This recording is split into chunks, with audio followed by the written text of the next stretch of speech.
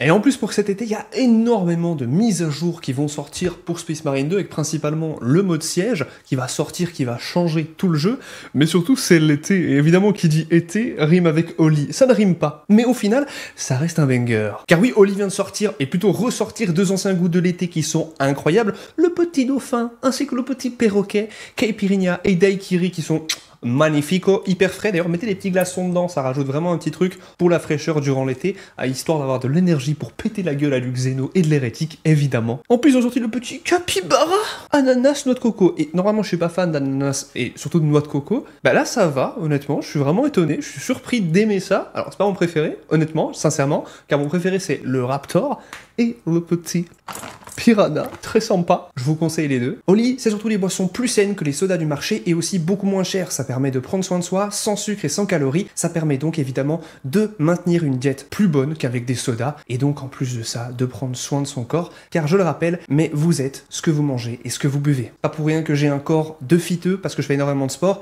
mais aussi je ne consomme pas de soda à côté. Surtout grâce à Oli qui me permet littéralement de me faire plaisir sans culpabiliser. En plus de ça, avec ma maladie, ça me permet littéralement de bien digérer. Donc voilà. Et d'ailleurs, si vous ne savez pas lesquels acheter, je vous conseille les starter sets où vous avez plusieurs goûts de la gamme énergie par exemple, qui est remplie de caféine cristallisée, qui permet donc d'avoir de l'énergie toute la journée en évitant le crash post-caféine. Il y a aussi la gamme Iced Tea qui est parfaite pour les amoureux du thé et la gamme hydratation qui est remplie d'électrolytes, parfait pour les sportifs. Sans oublier la gamme milkshake bien sus. Et en plus de ça, là pour toutes les commandes qui sont faites jusqu'au 30 juin, vous avez directement une participation, un énorme tirage au sort, d'îlots gigantesques qui sont littéralement des voyages à 2500 €. Rien que ça. Donc il y a 10 lots, c'est assez fou, je dois l'avouer. Et en plus de ça, si c'est un membre du Brush Club qui gagne et qui part en voyage grâce à un petit passage dans la description, j'avoue que ça me ferait un peu plaisir.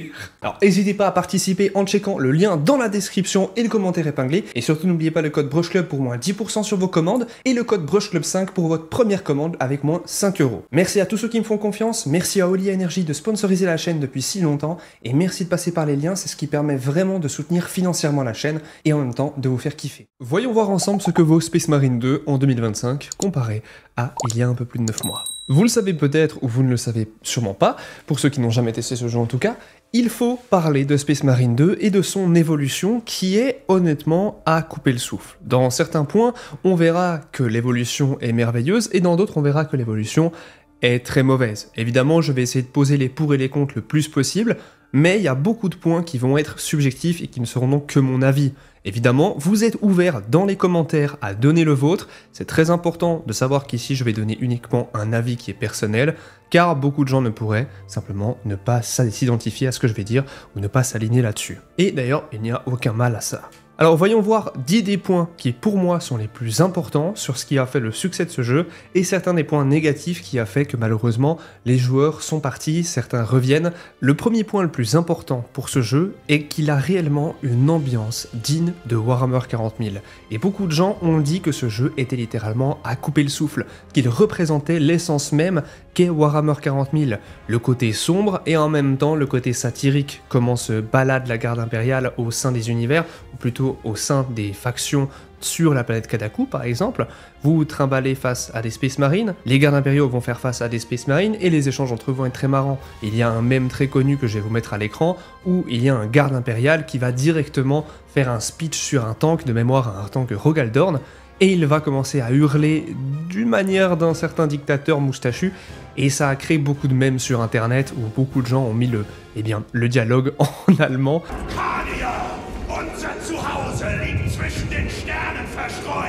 Et je dois avouer que c'est merveilleux ce genre d'interaction, dans le sens où c'est très très drôle, très très parodique de ce qu'on peut trouver dans certaines caricatures de l'histoire. Et j'avoue que ça m'a un petit peu fait me déconnecter du monde réel qui parfois est assez sombre tout de même, il faut le dire, surtout avec une troisième guerre mondiale qui arrive à plein feu. Mais plus sérieusement, l'ambiance est vraiment folle. Moi qui suis Warhammer 40 000 depuis des années, j'ai commencé quand j'avais 8 ans, j'en ai maintenant 25, ça fait donc 17 ans que j'y passe du temps presque tous les jours. Et maintenant que c'est mon travail, et maintenant que pour beaucoup d'entre nous c'est notre passion qu'on a depuis des années, on sait à quoi ressemble l'univers de Warhammer 40 000. Et Space Marine 2 a bien réussi à véhiculer cette sensation, cette idée qu'on projetait dans nos esprits. Et pour moi, d'après cela, c'est l'un des meilleurs jeux en termes de feeling. Darktide est un jeu très similaire en termes d'identité visuelle et du côté sombre de Warhammer, mais il n'a pas le même feeling au niveau du gameplay et de la jouabilité, et surtout il n'est pas aussi bien, je pense, pour les débutants. Et c'est pour cela, d'après moi, que Space Marine 2 tient autant la route et qu'autant de gens y jouent, en tout cas de temps en temps. Il faut quand même savoir qu'il y a 7 millions de joueurs. Il y a eu 7 millions de téléchargements du jeu. Ce n'est pas du tout négligeable, au contraire, c'est très important, et ça marque quand même une sacrée réussite. Sachez que les développeurs attendaient 500 000 joueurs, et que s'ils avaient 500 000 joueurs, ils étaient largement rentables. Le deuxième point, hyper important, est évidemment quel personnage on incarne. Dans la campagne, nous incarnons Titus, qui est d'ailleurs une campagne que j'ai adorée. Certes, elle est courte, entre 10 à 12 heures, mais pour moi, elle est nécessaire déjà pour comprendre l'univers pour les débutants. Si vous ne connaissez pas Warhammer 40 000 et que vous êtes sur cette chaîne, déjà merci de regarder mes vidéos alors que vous n'êtes pas forcément, dans l'univers en faisant des figurines ou en jouant en jeux vidéo. Je vous invite en tout cas, si vous êtes dans ce cas-là, à tester de rejoindre la communauté Warhammer, peut-être en essayant ce jeu. Ça leur permettra de faire un petit pas dedans, et pas seulement juste d'écouter les vidéos, comme ça vous pourrez vraiment ressentir ce que l'on ressent quand on est dans cette passion. Vous n'avez pas besoin de faire des figurines pour jouer à Warhammer et pour être un vrai fan de Warhammer. C'est un débat sur internet qui dure depuis des années, mais non, vous pouvez très bien être un fan de Warhammer juste en faisant de la lecture, juste en regardant mes vidéos, en regardant des vidéos d'autres personnes, ou simplement en jouant à ces jeux qui sont merveilleux. Et Space Marine 2 incarne parfaitement le feeling d'un Space Marine. Quand vous jouez Titus dans la campagne, vous avez l'impression d'être un Space Marine. Vous avez cette lourdeur et pourtant cette puissance. Vous avez cette force et pourtant cette agilité. C'est un merveilleux mélange de puissance incarnée, une puissance brute que doit être un Space Marine, avec une certaine résilience et un stoïcisme digne des ultramarines. Il est parfait, d'après moi, ce jeu, pour les gens qui veulent découvrir cet univers. Si vous n'avez pas encore fait le pas pour tester ce jeu, je vous invite grandement à le faire. D'ailleurs, toutes les armes sont assez chouettes, dans le sens où l'épée tronçonneuse a un impact malade. Évidemment, l'épée tronçonneuse est quelque chose que l'on retrouve que dans l'univers de Warhammer 40 000, car c'est quelque chose qui a été copyrighté, ils ont les droits d'auteur sur là-dessus, et c'est vraiment le feeling que j'imaginais en jouant avec. Dans Space Marine 1, c'était un bon feeling, mais dans Space Marine 2, je trouve que la violence des coups est 40 fois plus efficace, et encore une fois, c'est jouissif. Ça me rappelle la première fois que j'ai découvert Doom en 2016, et que j'ai testé Doom de 2016, et que je l'ai séché en 2 jours, simplement parce que c'était vraiment le genre de jeu que j'adorais. Space Marine 2 m'a fait le même effet, une demi-molle dans le pantalon, tellement c'était satisfaisant de jouer et de purger du putain d'hérétique au nom de l'empereur, et évidemment tuer du Xéno, parce que, fuck les Xénos en fait. Et ça aussi, c'est un côté très positif que je dois admettre. La communauté est extrêmement soudée. Déjà, rejoignez le Discord qui est en description, on est extrêmement nombreux à jouer à Space Marine 2 et à jouer à Warhammer dans ce Discord, c'est une communauté ultra bienveillante, et tous les gens qui ne le sont pas, ils sont loin, et cet univers qu'est Space Marine 2 et Warhammer, évidemment c'est un peu 2 univers quand même qui coexistent ensemble, car il y a beaucoup de théories sur le fait que Space Marine 2 n'est pas canon. Eh bien si, Space Marine 2 est canon en fait, et c'est quelque chose qui va avoir un impact dans Warhammer 40 000 et son univers général. Et c'est très important, car beaucoup de gens qui jouent à Warhammer 40 000 ont tendance, comme moi, comme vous, à jouer un côté RP, et à aimer incarner les personnages. Et c'est quelque chose qui est parfait dans Space Marine 2. Vous pouvez jouer en coop à 3 personnes au total, vous pouvez faire cette campagne en coop, ce qui est merveilleux pour découvrir le jeu si vous n'avez jamais joué à Warhammer.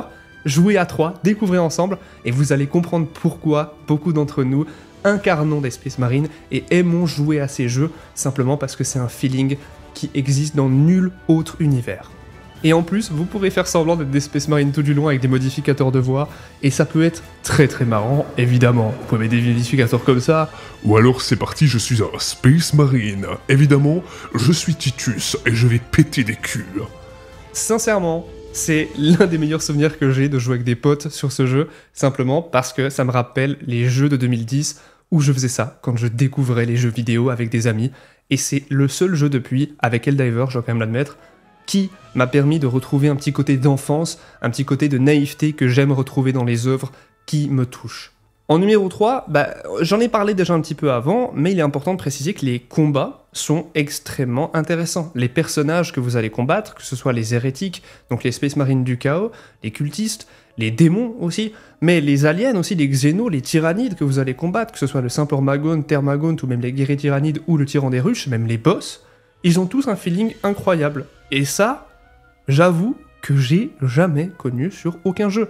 J'ai joué à énormément de jeux dans ma vie, mais Space Marine 2 a une place incroyable pour beaucoup de ces raisons-là. Simplement, car on a un réel impact et un réel... En fait, on serre à les fesses quand on joue à ce jeu. Dans la difficulté basse, le jeu n'est pas trop difficile, évidemment, mais quand vous allez en difficulté maximum, bonne chance si vous n'avez jamais joué à ce jeu-là. Vous allez vous faire rouler dessus par les ennemis qui ont des combos hyper durs à éviter ou à parer, et c'est ça qui fait que les combats sont autant jouissifs. Il y a des manières de vous battre dans ce jeu qui sont liées aux parades et aux esquives, et vous êtes obligé de maîtriser ça, surtout dans les difficultés hautes, sinon, 3-4 coups et vous êtes mort. Oui, rien que ça. Un coup de sniper, ça vous met à... Ça vous enlève toute votre armure, niveau difficulté max absolue, et je crois que ça vous laisse à peu près 20% de PV. Un coup d'une petite pichenette et vous êtes mort après ça. Donc on soit bien d'accord, c'est un jeu qui est difficile à maîtriser, mais par contre qui est très facile à comprendre. C'est très facile d'y jouer dans les difficultés minimales, mais pour maîtriser le jeu dans les difficultés maximales, on est sur à peu près 10% des gens qui pourront y arriver, voire un peu moins, honnêtement. Donc ça aussi, les combats, pour moi, c'est un énorme point positif. Le point numéro 4, il faut quand même en parler, c'est les graphismes. Certes, on a parlé de l'univers, du feeling de l'univers dans le point 1, mais ici, il faut quand même qu'on aborde les graphismes qui sont merveilleux. Alors, si on compare avec d'autres jeux, God of War, etc., ou même Elden Ring, certes, c'est pas forcément... c'est pas différent, en fait, c'est similaire en termes de qualité, mais pour un jeu Warhammer, on n'a jamais vu d'une qualité pareille. Je sais que beaucoup de gens vont théoriser sur le fait que Darktide est autant qualitatif. Je suis pas d'accord. Je suis absolument pas d'accord. La grandeur de Space Marine 2 est pour moi son point fort. Je vous laisse faire la campagne, je ne veux pas spoiler, car pour moi, il faut faire cette campagne. On en parlera dans des vidéos un peu plus dédiées au spoil au pire. Mais comprenez bien, vraiment, qu'il y a des choses cachées dans la campagne, ou dans des opérations, le mode coop hors campagne, qui sont juste merveilleux. Vraiment, putain, mais regardez les décors. Regardez même les graphismes des ennemis. Prenez le temps d'aller voir dans le Data Vault, le centre de données où vous pouvez débloquer des choses.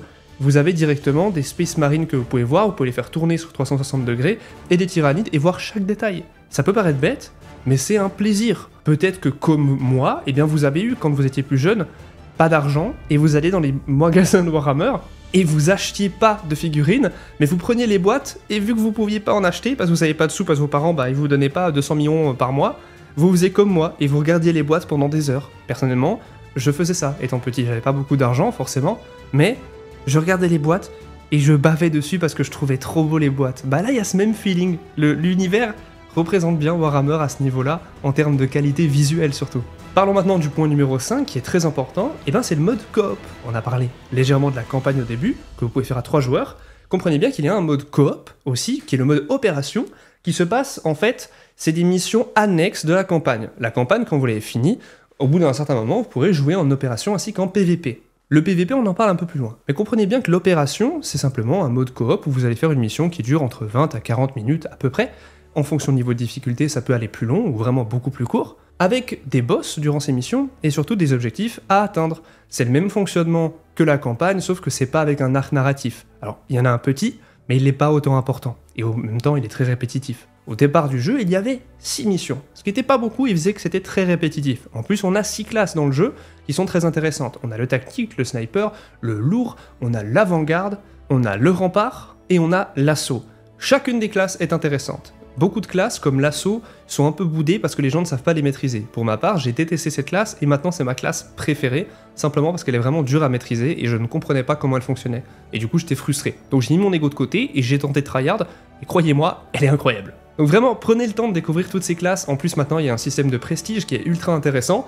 Donc c'était un peu mieux qu'au début où on avait simplement 25 niveaux. Au bout de 50 heures de jeu, vous avez honnêtement tous les niveaux, largement.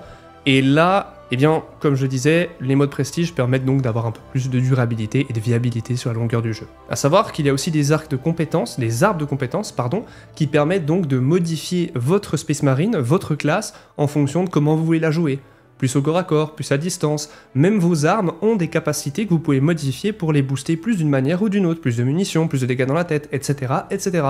Et c'est d'après moi un fonctionnement génial. En plus, vous pouvez customiser absolument tout, mais à foison dans ce jeu. Tout est customisable, mais vraiment tout. Il y a tellement de cosmétiques que c'en est vraiment presque... ça donne mal au crâne.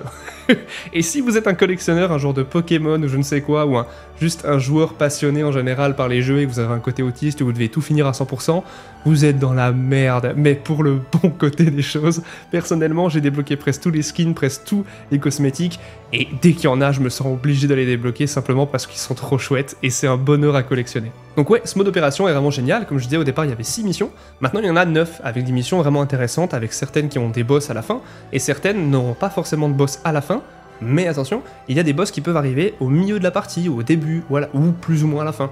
C'est pas des objectifs, disons, terminus, enfin final, les fameux boss dans certaines missions, mais en fait c'est des boss qui peuvent apparaître aléatoirement, en fonction de la map que vous faites, c'est pas forcément le même boss. Mais dans certaines missions, comme la map décapitation, là vous avez un boss à la fin qui est de toute façon garanti, car il fait partie de la mission principale. Pour finir cette mission, vous devez tuer ce boss.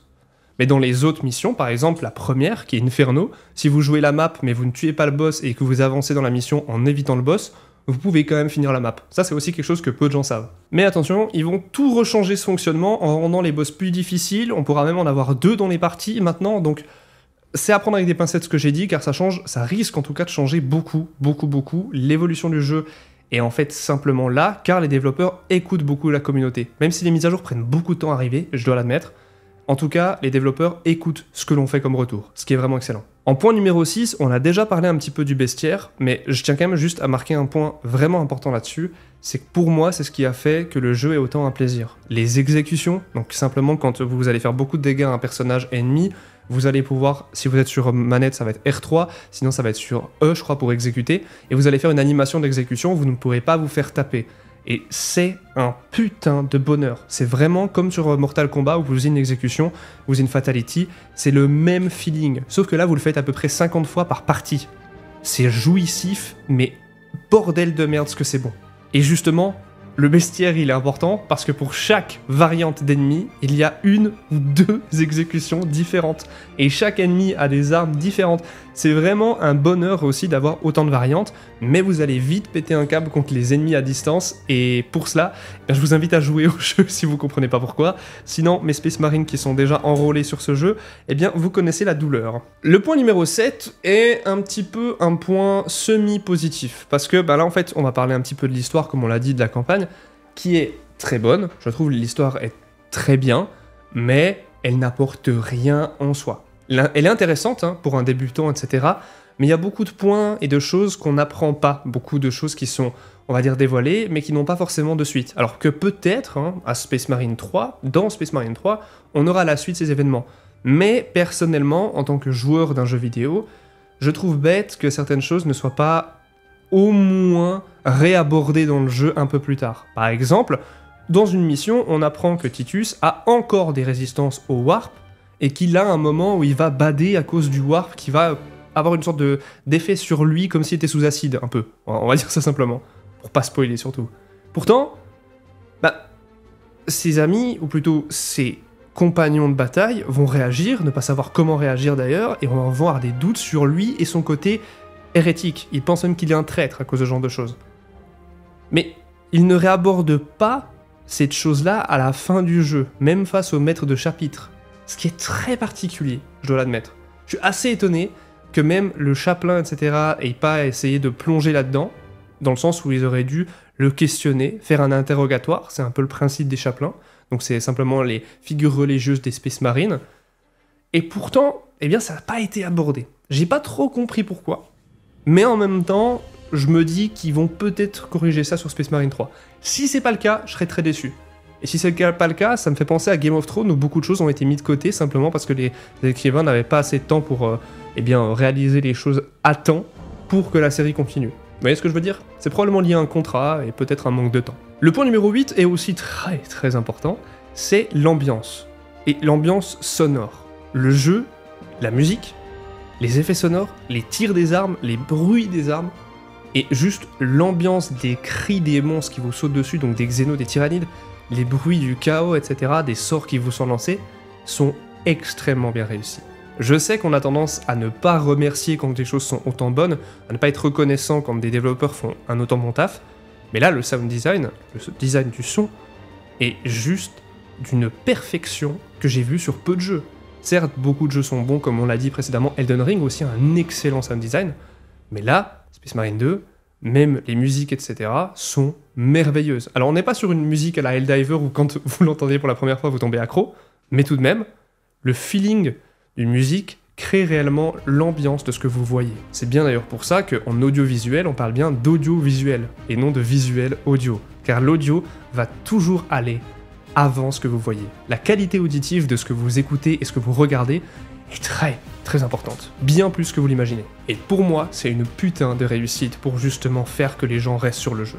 Le point 9 va être un chouïa neutre, parce que ça s'est amélioré depuis qu'il y a eu de nouvelles opérations et les prestiges, je tiens quand même à le rappeler, mais il faut quand même admettre que depuis le début du jeu, on va dire que l'évolution est assez linéaire, même les missions. C'est vrai qu'il n'y a pas forcément de variantes comme on peut retrouver sur Helldivers 2. Je sais que beaucoup de gens me reprochent de comparer ces deux jeux parce qu'Helldivers n'est pas avec le même fonctionnement graphique, etc. et le même, il me semble, engine. Et dans tous les cas, c'est ma comparaison que j'aime bien faire. C'est après tout un choix que les développeurs ont fait de faire tout cela sur cet appareil-là, sur cet engine-là. Et je trouve que malheureusement, il n'y a pas assez de missions qu'on peut, on va dire, peut-être éviter, ou peut-être faire seulement si on tombe sur un personnage dans la mission, des missions un peu plus secondaires en opération pour apporter de la variété, peut-être des trucs qui apparaissent une fois chaque 100 missions, avec un petit peu un truc qui me fait penser à Diablo, avec certains personnages qui apparaissent comme le petit gobelin qui peut créer une autre dimension. Ça peut paraître tout bête ce genre de choses, peut-être anecdotique même, mais c'est ce qui fait aussi que les jeux permettent d'avoir un feeling un peu plus spécial. Le côté très linéaire, c'est aussi ce qui a fait que beaucoup de gens ont arrêté le jeu. C'est aussi ce qui a fait que j'ai arrêté le jeu jusqu'à ce que les prestiges reviennent, parce que je savais que les prestiges allaient revenir, et aussi le centre de données qui, comme on l'a dit, peut permettre d'avoir des nouveaux skins, aussi de découvrir des nouvelles choses sur le lore pour les débutants, etc. Et quand j'ai su que tout ça arrivait, j'ai simplement mis le jeu en pause pendant, je crois, 2-3 mois, parce que je voulais pas, en fait, passer encore 20 heures dessus, si ce n'est 50 heures, même si c'est mon travail, parce que je savais que c'est très linéaire tant qu'il n'y a pas plus de missions. Et là, actuellement, pour contrer un petit peu cette, on va dire ce point, le mode siège, va arriver, qui est un des modes les plus attendus, qui est sur le serveur de test en ce moment, et il est excellent. Il a beaucoup de soucis, comme par exemple le timer, au bout d'un certain nombre de missions, un certain nombre de vagues, vous allez avoir un timer, et vous avez tant de temps pour tuer tous les ennemis, sinon vous allez foirer. Ce qui, il faut l'admettre, est complètement con. Mais on va faire une vidéo dédiée au mode siège tout bientôt, j'ai eu des petits soucis pour le faire. Donc abonnez-vous d'ailleurs pour ne pas rater ces informations, mais c'est le meilleur mode de jeu que Space Marine 2 a et aura. Et vous n'êtes pas prêts pour les parties comme elles pourront durer longtemps, et l'XP que vous allez avoir, les récompenses que vous allez avoir, bordel de merde. Ça va clairement casser le côté linéaire, et c'est extrêmement important que vous le sachiez. Le mode siège va changer le côté linéaire, et surtout, ça va faire que beaucoup de gens reviendront, mais il faut vraiment espérer qu'il y ait de la communication, et surtout un budget investi pour que les gens soient au courant de ce mode. Parce qu'il n'y a pas assez de gens pour l'instant qui sont sur le serveur de test. On espère que le 26 juin, quand ce mode sort, eh bien, il y aura beaucoup de monde. Je peux que croiser les doigts, alors faisons-le bien, et on jouera évidemment sur Discord et aussi en live, n'hésitez pas d'ailleurs à checker les lives de temps en temps sur YouTube et Twitch. Le point numéro 10, on l'a plus ou moins abordé au début, mais comme je le disais, et c'est vraiment pour clôturer toutes ces informations, ce jeu est l'un des meilleurs jeux Warhammer 40 000. C'est pour moi le meilleur jeu Warhammer 40 000 qu'on a eu, même si on n'en va pas forcément parler plus que ça, j'ai pas forcément abordé d'ailleurs ce sujet, le PVP, il manque d'intérêt et d'amour ce PVP. Pour moi, c'est ce qu'a fait aussi que Space Marine 1 et beaucoup d'entre nous ont continué à jouer à Space Marine 1. Le PVP a fait vraiment en sorte que le jeu soit maintenu en vie, en état prise de stase si on veut rester RP. Et Space Marine 1 a été gardé en vie grâce à sa communauté certes petite, mais très active en PVP. C'était ça la puissance de Space Marine 1, le PVP qui faisait encore que les gens revenaient presque 10 ans après. Et là, Space Marine 2, malheureusement, le PVP est vraiment boudé, parce qu'il n'est pas forcément bien équilibré, il n'est pas forcément chouette, il n'y a eu qu'une seule map depuis 9 mois, en plus, c'est pas ouf, il y a 4 maps au total. Il faudrait ajouter de la variété, ce serait vraiment intéressant, mais surtout rééquilibrer certaines armes qui sont trop fortes, même si en fait, en fonction avec qui vous jouez, ça va faire toute la différence. Aussi permettre aux gens de jouer pas que à 3, parce que si vous jouez avec vos amis, vous allez forcément rejoindre des parties de 6 contre 6, mais vous pourrez inviter que 2 de vos amis et vous retrouver dans des groupes de 3, ce qui est complètement con. Mais par contre, vous avez des parties privées que vous pouvez faire, là vous pouvez jouer sans problème, etc. Mais le problème, c'est que les parties publiques, vous pouvez que jouer avec 3 de vos potes et pas 5 de vos potes. C'est très bizarre ce côté-là, je trouve que c'est vraiment en plus en termes de développement, en termes de codage, c'est pas très compliqué de ce que j'ai compris de certains codeurs qui m'ont expliqué. Donc pourquoi ils le donnent pas cet accès, Sincèrement, je comprends pas. Et en même temps, bah, je me dis peut-être que c'est pour attendre avant de nous donner le petit nonos. Et oui, au final, malgré ce côté PvP, ça reste quand même un des meilleurs jeux auxquels j'ai joué de Warhammer, et pour moi, le meilleur jeu. Et je sais que beaucoup de gens seront pas d'accord, beaucoup de gens chient sur le jeu, mais pour moi, ce n'est pas mérité du tout. Ce jeu reste une putain de pépite, et si vous n'y avez pas joué, je me répète, mais foncez, vous n'allez pas regretter. Venez jouer sur le Discord, il y aura beaucoup de gens qui vont vous accueillir, vous aider, il y a beaucoup de créateurs qui font des vidéos là-dessus, il y a Draken, si vous connaissez peut-être, qui fait des vidéos excellentes dessus.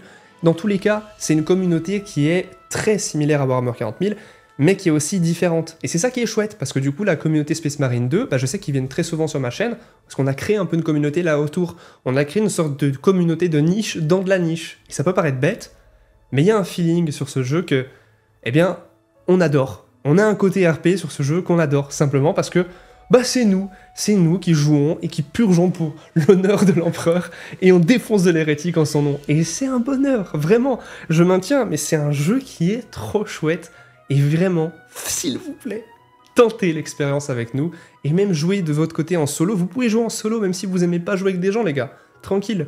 Par contre, si vous voulez jouer avec des gens, faites-le aussi, c'est aussi un super moyen de rencontrer des gens avec qui vous allez sûrement bien vous entendre sur le long terme. Et les jeux, c'est aussi à ça que ça sert, à regrouper les gens. Malgré la distance, peu importe l'ethnicité, peu importe le bord politique, vous êtes les bienvenus sur ces jeux.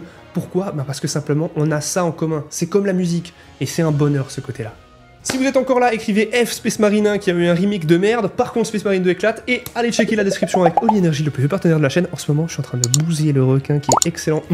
Très très bon, le Raptor aussi je vous conseille, et prenez un starter set avec le code évidemment, lien en description, commentaire épinglé, ça soutient la chaîne, ça la permet de perdurer depuis aussi longtemps. Merci à tous ceux qui me font plaisir et confiance en passant par mes liens, c'est vous qui soutenez la chaîne et c'est vous qui la permettez de perdurer, et aussi simplement ceux qui partagent, qui commentent, qui s'abonnent.